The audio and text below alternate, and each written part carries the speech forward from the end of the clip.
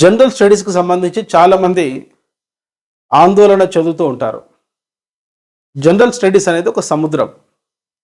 అది క్లాసులు వింటే వచ్చే సబ్జెక్ట్ కాదు. మరి 10th క్లాస్ నుండి, ఇంటర్ నుండి, డిగ్రీ నుండి, పీజీ స్థాయిలో విస్తృతంగా వేరు అకాడమిక్ బుక్స్ చదివితే వచ్చేటువంటి నాలెడ్జే ఈ జనరల్ స్టడీస్. నిత్య జీవితంలో మనం చూసేటువంటి సాధారణ అంశాలే జిఎస్లు అడుగుతారు.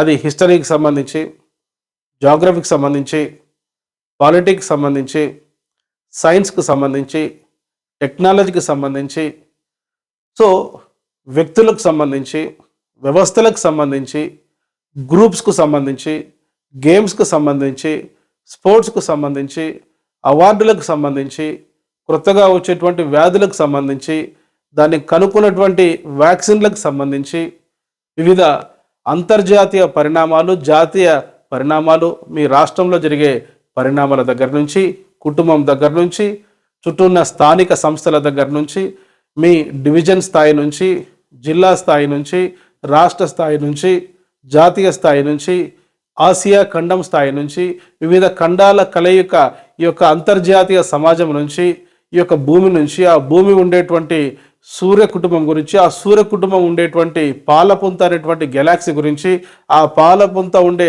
ఈ సువిశాల విశ్వం నుంచి ఏ కోణములైనా బిట్స్ అడగడానికి అవకాశం ఉంది. కనుక జిఎస్కు సంబంధించి ఏమి చదవాలి? ఇప్పుడే నేను చెప్పాను, దానికి విస్తృత పఠనం అవసరం.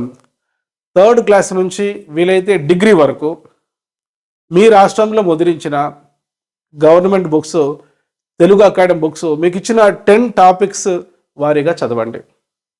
మరి హిస్టరీకి సంబంధించి, జాగ్రఫీకి సంబంధించి, ఎకానమీకి సంబంధించి, మరి ఏ టాపిక్స్ అయితే మీకు సిలబస్లు ఇచ్చారో ఆ topics 3rd class to degree వరకు అకాడమీ బుక్స్ మీరు చదవండి. వీటితో పాటు గత 1.5 year కరెంట్ అఫైర్స్ చదువుతూ కాన్సెప్ట్స్ మీరు నోట్ చేసుకోండి. ఎప్పుడైనా జనరల్ స్టడీస్లో మీరు ఒక భావన చదివేటప్పుడు గతంలో దాని చారిత్రక నేపథ్యం మరియు వర్తమాన విషయాలతో అనుసంధానం చేసుకోవాలి. ఫర్ ఎగ్జాంపుల్, ఇప్పుడు ఉక్రెయిన్ రష్యా గురించి మనం చదివేటప్పుడు ఈ ఉక్రెయిన్ రష్యా గురించినటువంటి చారిత్రక నేపథ్యం యుఎస్ఎస్ఆర్లో భాగంగా ఉన్నప్పటి నుంచి ఇప్పటి వరకు ప్రస్తుతం ఏం జరుగుతుంది మనం అవగాహన చేసుకుంటూ చదవాలి. అదేవిధంగా ఇప్పుడు గాజా, ఇజ్రాయెల్ మధ్య యుద్ధం జరుగుతుంది.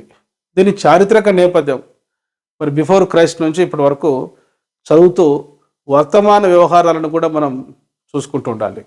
ఇటీవల క్రిమినల్ ప్రొసీజర్ కోడ్కు సంబంధించి 3 చట్టాలు మరి పార్లమెంట్లో ఆమోదించడం జరిగింది.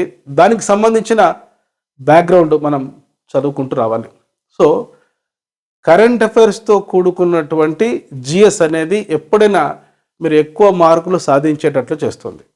దానికోసం ముందు మీరు ఈ సువిశాల విశ్వంలో ఉండేటువంటి భూమిలో ఉండే 7 ఖండాలు, ఆ 7 ఖండాలలో ఉండే 200కు పైగా దేశాలు అవి ఎక్కడెక్కడ ఉన్నాయి, ఏ ఖండంలో ఉన్నాయి, ఆ ఖండంలో నార్త్లో ఉన్నాయా, సౌత్లో ఉన్నాయా, ఈస్ట్లో ఉన్నాయా, వెస్ట్లో ఉన్నాయా, మరి నార్త్ ఈస్ట్లో ఉన్నాయా, సౌత్ ఈస్ట్లో ఉన్నాయా, నార్త్ వెస్ట్లో ఉన్నాయా, సౌత్ వెస్ట్లో ఉన్నాయా, మీరు ఈ రోజు నుంచి ఒక పెద్ద ప్రపంచ పటం మీ రూమ్లో ఉండాలి. దాంతోపాటు భారతదేశ పటం కూడా, భారతదేశంలో మొత్తం ఎన్ని రాష్ట్రాలు ఉన్నాయి? 28 రాష్ట్రాలు. ఎన్ని కేంద్రపాలిత ప్రాంతాలు ఉన్నాయి? 8.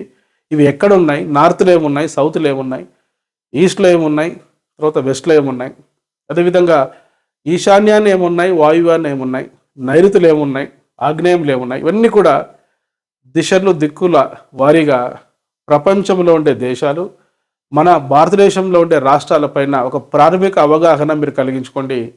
మరి ఏదైనా ఒక స్టాండర్డ్ ఇయర్ బుక్తో పాటు ఈ అకాడమీ బుక్స్ గత 1.5 year కరెంట్ అఫైర్స్ మీరు ఫాలో అయితే జిఎస్ పట్ల మీకు భయం అనేది పోతుంది. సో జిఎస్ చదివేటప్పుడే మీరు ఎంజాయ్ చేయాలి. ఒక క్రికెట్లో బ్యాట్స్మెన్ తాను ప్రాక్టీస్ చేసేటప్పుడు ఎట్లా ఎంజాయ్ చేస్తాడో, ఒక ఫుట్బాల్ ప్లేయర్ మరి తన గ్రౌండ్లో ప్రాక్టీస్ చేసేటప్పుడు ఏ విధంగా ఎంజాయ్ చేస్తాడో, ఒక మ్యూజిక్ మరి లేక డ్యాన్స్ రంగంలో ఉండేవారు ప్రాక్టీస్ చేసేటప్పుడు ఎట్లా ఎంజాయ్ చేస్తారో, మీరు జిఎస్ చదివేటప్పుడు కూడా ఎంజాయ్ చేస్తూ చదువుతూ మీరు ఆనందించండి. చదివిన తర్వాత కాదు ఆనందించేది. ప్లే స్టోర్లో ఎమిలీ అకాడమీ అని టైప్ చేసి నేడే యాప్ డౌన్లోడ్ చేసుకోండి. All the best.